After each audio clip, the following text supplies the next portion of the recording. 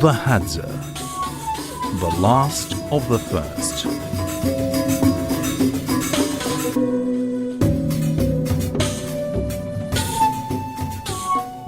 They don't grow crops, they don't raise animals, and they don't count the days or months. The HADZA tribe of East Africa is probably the last hunter-gatherer tribe on earth. The tribesmen are sitting by the fire. They are feeling hungry.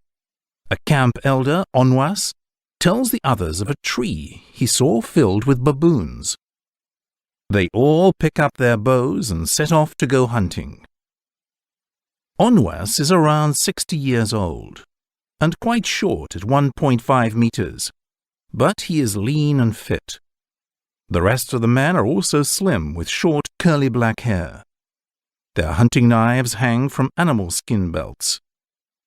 Onwas invites me on the hunt in his native language, HADZA. I have come to the HADZA homeland of Tanzania for a few days with an interpreter, Onwas's niece. I am thrilled to get close to the HADZA people. They live in the extreme heat of the Yaida Valley, where the soil is poor, water is in short supply, and the bugs are terrible. They don't keep track of time. Hours, weeks, months, and years have no meaning to them. They have no crops, no animals, and no houses. They live completely off what nature provides. That's why I am here. I have come to meet these hunter-gatherers in person. After a successful night hunting baboons, we return to the camp. The women have gathered berries and fruit. The tribe shares everything.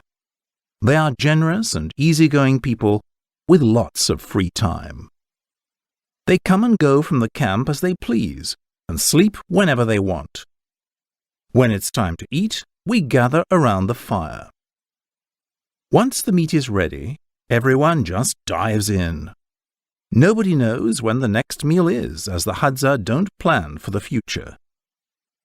They wander the land, taking food from it whenever they need, carrying their few possessions with them. Free from belongings, jobs, money, and responsibilities, I can't help thinking as I prepare to leave that perhaps the HADZA are better off this way.